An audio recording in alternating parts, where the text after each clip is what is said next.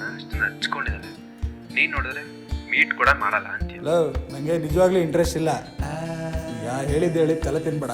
ನಾನು ನಿಮ್ಮ ಆಫೀಸ್ ಹತ್ರ ಬಂದಿದ್ದೀನಿ. ಕೀ ಎಲ್ಲಿ ಹೇಳು. ಅಲ್ಲಿ ಮೀಟ್ರ್ ಬಾಕ್ಸ್ ಇರ್ಬೋದು ನೋಡು. ಮೀಟ್ರ್ ಬಾಕ್ಸು ಇಲ್ಲದ ಸಿಕ್ತು ಮಗ. 2 ವಿಷಯ ಹೇಳಪ್ಪ. ಒಂದು, ಬುಕ್ ರೀಡಿಂಗ್ ಬಗ್ಗೆ ಕೇವಲವಾಗಿ ಮಾತಾಡಬೇಡ. A good book can teach us a good life lessons. 2ನೇದು, ನನ್ನ ಕಡೆಯಿಂದ ನಾನು ಏನೂ ಇಂಟ್ರೆಸ್ಟೇ ತೋರಿಸ್ದೆ.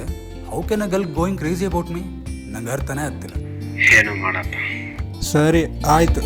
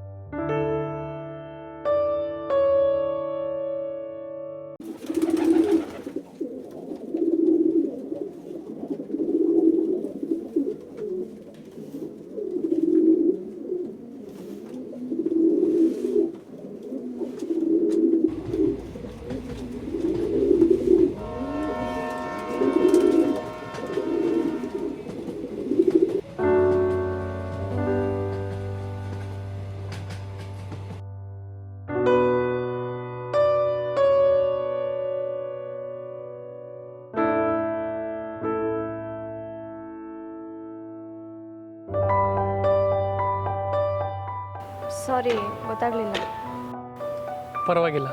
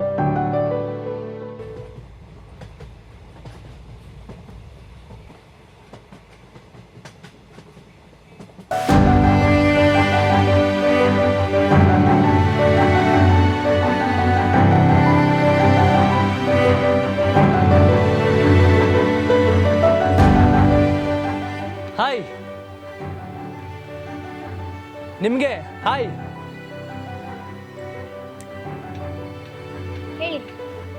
ನಿಮ್ಮ ಇನ್ನೊಂದು ಕ್ಲಿಪ್ಪು ಇಲ್ಲಿ ಬಂದು ಬಿದ್ದಿತ್ತು, ತಗೊಳ್ಳಿ.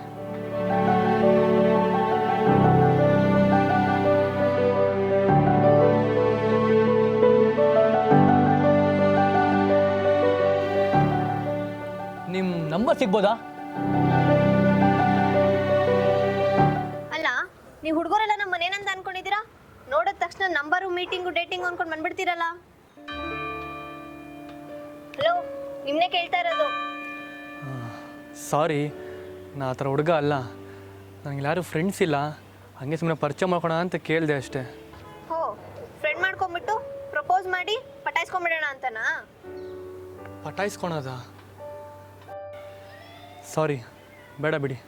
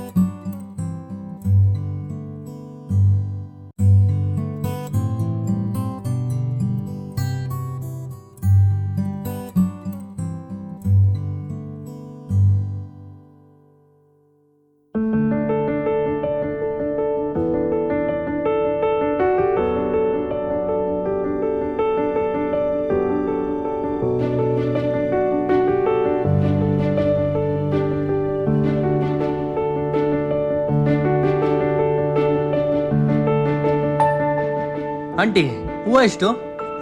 ಮೊಳ 50 ರೂಪಾಯಿ ಬೇಕಾ? ಹೋ, ನೀವೇನಿಲ್ಲಿ ಇಲ್ಲಿ ಯಾವ ಹುಡುಗಿ ಹತ್ರ ನಂಬರ್ ಕೇಳಕ್ ಬಂದಿದ್ದೀರಾ? ಛೇ ಛೇ ಛೇ ಛೇ ಛೇ, ಹೂವು ತೊಗೊಳಕ್ ಬಂದೆ ಅಷ್ಟೇ ರೀ. ಆಂಟಿ, ಎಷ್ಟು ಹೂವು?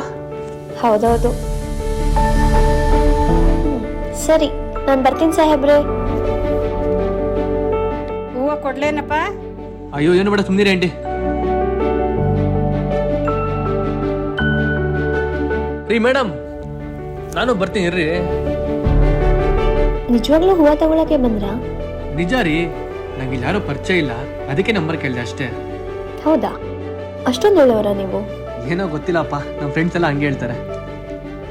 ಫ್ರೆಂಡ್ಸ್ ಯಾರು ಇಲ್ಲ ಅಂತ ಹೇಳಿದ್ರಿ?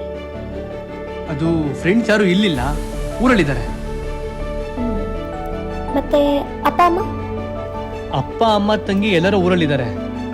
ನಂಗೆ ಇಲ್ಲಿ ಬೆಂಗಳೂರಲ್ಲಿ ಜಾಬ್ ಸಿಕ್ತು, ಅದಕ್ಕೆ ಅಲ್ಲಿ ಬಿಟ್ಟು ಇಲ್ಲಿ ಬಂದಿದ್ದೀನಿ. ಓ, ನೈಸ್.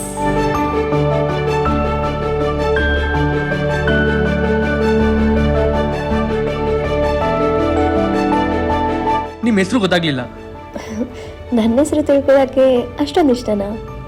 ಅಲ್ಲ, ಜ್ಯೂಸ್ವರೆಗೂ ಬಂದಿದ್ದೀವಲ್ಲ, ಹಂಗೆ ನಿಮ್ಮ ಹೆಸರು ತಿಳ್ಕೊಂಡವನ ಅಂತ ಅನ್ಕೊಂಡೆ ಅಷ್ಟೇ. ರಿದಾ.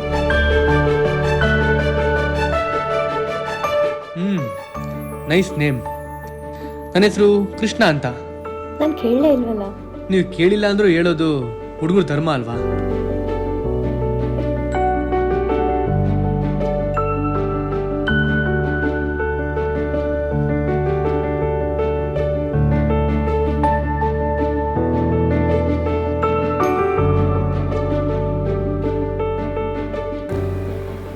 ಹಾಯ್.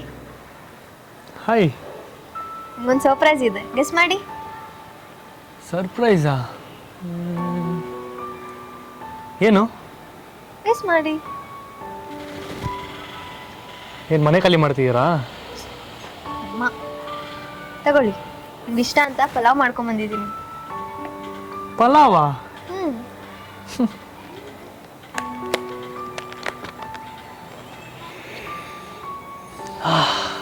ವಾವ್, ಸ್ಮೆಲ್ ತುಂಬ ಚೆನ್ನಾಗಿದೆ.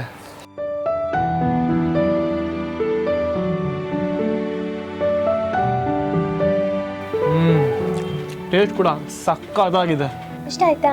ವಾವ್, ತುಂಬ ಇಷ್ಟ ಆಯಿತು. ಅದು ಸರಿ, ಇವಾಗಲೇನು ಸಡನ್ನ ಪಲಾವ್ ಮಾಡ್ಕೊಂಬಂದಿರೋದು? ಇಲ್ಲಿ ನೀವು ಒಬ್ಬರೇ ಇರ್ತೀರಲ್ಲ, ಅದಕ್ಕೆ ಮಾಡ್ಕೊಂಬಂದೆ. ಥ್ಯಾಂಕ್ಸ್. ಸದ್ಯ ಇಲ್ಲಿ ಒಬ್ಬರಾದ್ರೂ ಇದ್ರಲ್ಲ ನನಗೆ ಕೇರ್ ಮಾಡೋಕ್ಕೆ. ನೀವು ನಿಮ್ಮ ಅಪ್ಪ ಅಮ್ಮನ ಮಿಸ್ ಮಾಡ್ಕೊಳಲ್ವಾ?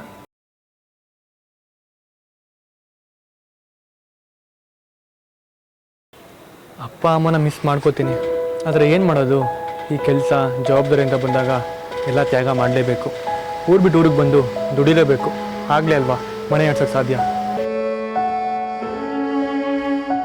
ಚಿಂತೆ ಮಾಡಬೇಡಿ, ನಿಮಗೋಸ್ಕರ ನಾನು ಯಾವಾಗಲೂ ಇರ್ತೀನಿ.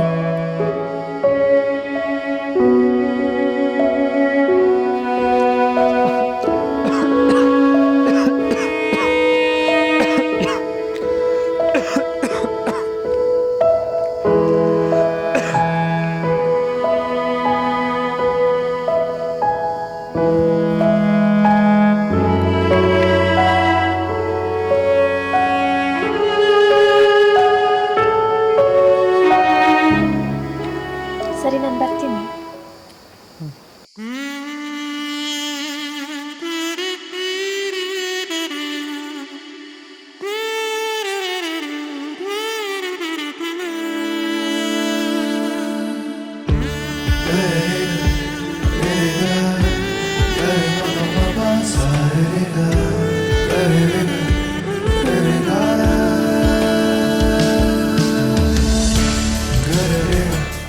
ರಿದಾ, ಒಂದು ನಿಮಿಷ.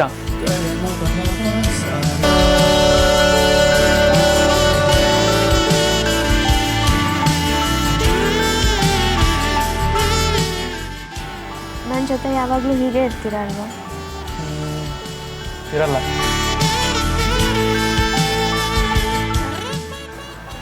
ಲೈಫಲ್ಲಿ ಫಸ್ಟ್ ಟೈಮ್ ಇಷ್ಟಪಟ್ಟಿದ್ದು ನಿನ್ನೊಬ್ಬಳನ್ನೇ. ನಿನ್ನ ಬಿಟ್ಟು ಇನ್ಯಾರ ಜೊತೆ ಹೇಗಿರಲಿ?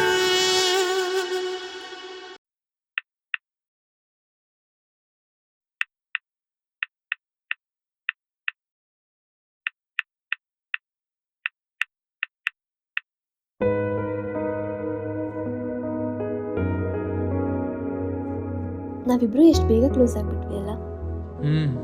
ಕೆಲವೊಂದು ಸಂಬಂಧಗಳೇ ಹಾಗೆ. ಅಂದರೆ ಅಂದರೆ ನಾವಿಬ್ರು ಬೇಗ ಕ್ಲೋಸ್ ಆದ್ವಿ ಅಂತ ಅಷ್ಟೇ. ರಿದಾ, ನಿಮ್ಮನ್ನ ಯಾಕೋ ತುಂಬ ಹಚ್ಕೋತಾ ಇದ್ದೀನಿ ಅಂತ ಅನಿಸುತ್ತೆ. ನಿಮ್ಮೇಲೆ ನನಗೆ ಸಮುದ್ರದಷ್ಟು ಪ್ರೀತಿ ಇದ್ದರೂ ಎಲ್ಲಿ ಆ ಪ್ರೀತಿನ ಕಳ್ಕೊಂಬಿಡ್ತೀನೋ ಅನ್ನೋ ಭಯದಲ್ಲಿ ಫ್ರೆಂಡ್ಶಿಪ್ ಥರ ನಾಟಕ ಮಾಡ್ತಾ ಇದ್ದೀನಿ. ಅಟ್ಲೀಸ್ಟ್ ಇವಾಗಲಾದರೂ ನಮ್ಮ ಪ್ರೀತಿ ಬಗ್ಗೆ ಅವಳಿಗೆ ಹೇಳ್ಬಿಡ್ಲಾ? ಇದು ನಿಜವಾಗ್ಲೂ ಪ್ರೀತಿನೇನಾ ಅಥವಾ ಬರೀ ಫ್ರೆಂಡ್ಶಿಪ್ಪಾ? ಯಾಕೆ ನಾನು ಇವ್ರನ್ನ ಇಷ್ಟೊಂದು ಹಚ್ಕೋತಾ ಇದ್ದೀನಿ? ಯಾಕೆ ಇಷ್ಟೊಂದು ಇವ್ರನ್ನ ಕೇರ್ ಮಾಡ್ತಾ ಇದ್ದೀನಿ? ಈ ಪ್ರಶ್ನೆಗಳಿಗೆ ಉತ್ತರ ಯಾವಾಗ ಸಿಗ್ಬೋದು?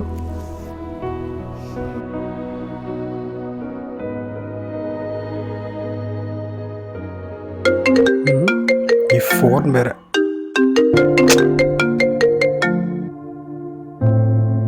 What a love story.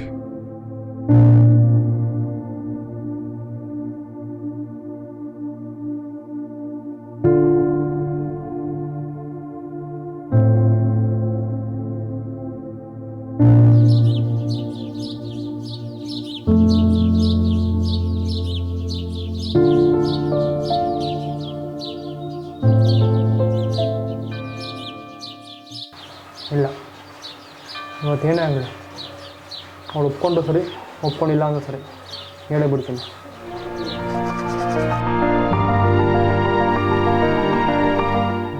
Hi ರಿದಾ, ಎಲ್ಲಿದ್ದೀರಾ? ಹಾಯ್, ಮನೆಗೆ ಸ್ವಲ್ಪ ಥಿಂಗ್ಸ್ ತರೋದಕ್ಕೆ ಬಂದಿದ್ದೆ. ಯಾಕೇನಾಯಿತು? ಹೌದಾ, ಒಂದು ಇಂಪಾರ್ಟೆಂಟ್ ವಿಷಯ ಹೇಳಬೇಕಿತ್ತು. ಹೌದಾ, ಹೇಳಿ. ಇಲ್ಲ, ನಿಮಗೊಂದು ಲೊಕೇಶನ್ ಶೇರ್ ಮಾಡ್ತೀನಿ, ನೀವು ಬೇಗ ಬನ್ನಿ, ಓಕೆನಾ? ಈಗಲೇ. ಸರಿ, ಬರ್ತೀನಿ.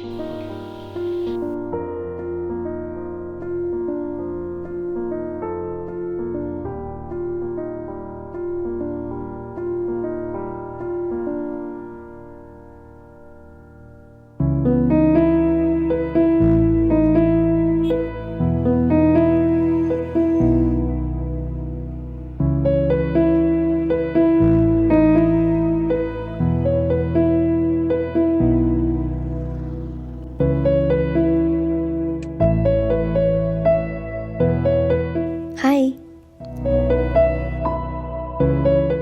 ಹಾಯ್. ಹಾಯ್.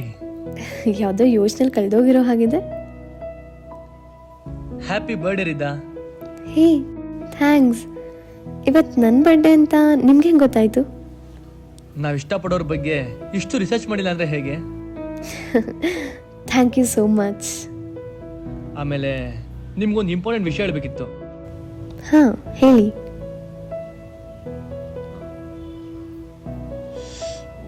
ಓ ಶಟ್, ಒಂದು ನಿಮಿಷ ಬಂದೆ.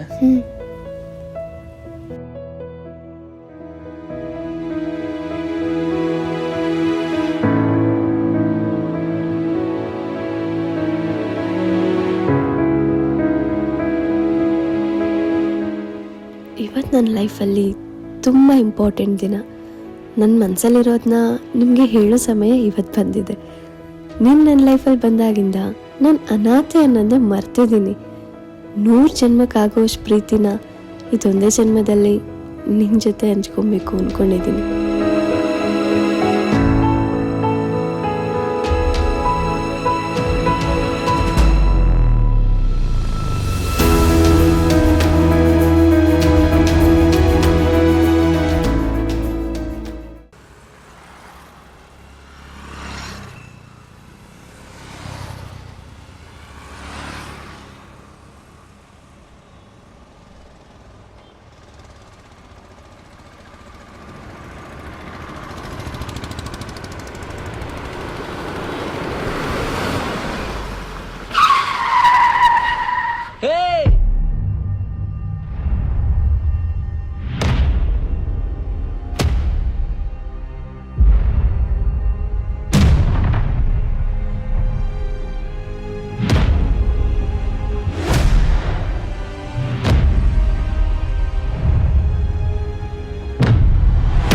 ರಿದಾ,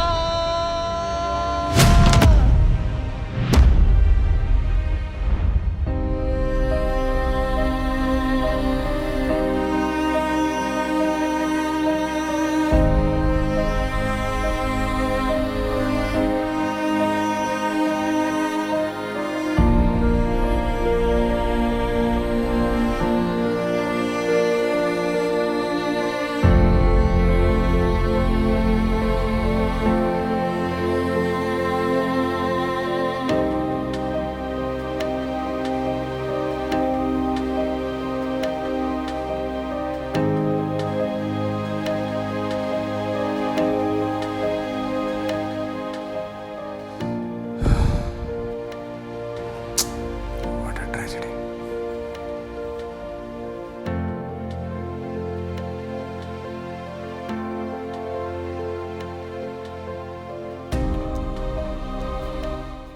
ರಕ್ಷಾ, I am really sorry Raksha. ನನಗೆ ನೀವು ಹೇಳ್ತಾ ಇರೋದು ಈಗ ಅರ್ಥ ಆಗ್ತಾ ಇದೆ. ಸಾಧ್ಯವಾದರೆ ಪ್ರೀತಿನ ಪಡ್ಕೋಬೇಕೇ ಹೊರತು ಕಳ್ಕೊಬಾರ್ದು ಅಂತ ಇವಾಗ ಅರ್ಥ ಆಗ್ತಾ ಇದೆ. ಡೋಂಟ್ ಲೀವ್ ಮಿ ರಕ್ಷಾ, ಬಿಟ್ಟೋಗ್ಬೇಡಿ ನನ್ನ ಪ್ಲೀಸ್. ಅಯ್ಯೋ, ಅದು ಹಾಗಲ್ಲ ರಕ್ಷಾ. ನಾನು ನಿಮ್ಗೆ ಹೆಂಗೆ ಹೇಳಿ? I will explain. ನೀವು ಎಲ್ಲಿದ್ದೀರಾ ಹೇಳಿ, ನಾನು ಖಂಡಿತವಾಗ್ಲೂ ಬರ್ತೀನಿ, ಈಗಲೇ ಬರ್ತೀನಿ. ಪ್ಲೀಸ್ ಪ್ಲೀಸ್ ನೀವು ಹೋಗಬೇಡಿ, ದಯವಿಟ್ಟು ಬರ್ತೀನಿ. ಹೇ ಡೋರ್.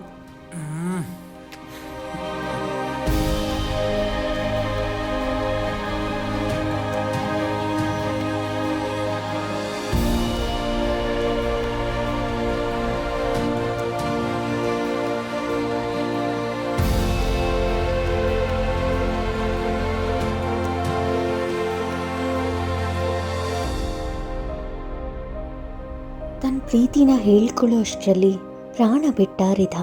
ಆ ಪ್ರೀತಿನ ಒಪ್ಪಿಸಿ ಅವಳ ಕೈಗೆ ಉಂಗುರ ಹಾಕುವ ಆಸೆ ಪಟ್ಟ ಕೃಷ್ಣ.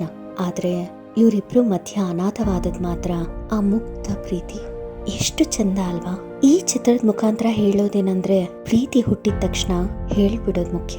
ಇಲ್ಲ ಅಂದ್ರೆ ರಿಧಾಗೆ ಆದ ಹಾಗೆ ಯಾರಿಗೆ ಬೇಕಿದ್ರೂ ಆಗ್ಬೋದು. ಇರುವಾಗ ಪ್ರೀತಿನ ಹಂಚಿಕೊಳ್ಳಿ. ನೀವು ಪ್ರೀತಿಸಿದವ್ರ ಜೊತೆ ಈ ಒಂದು ಜೀವನನ ಶುರು ಮಾಡಿ, ನೆನಪಿನ ಜೊತೆಲಿ.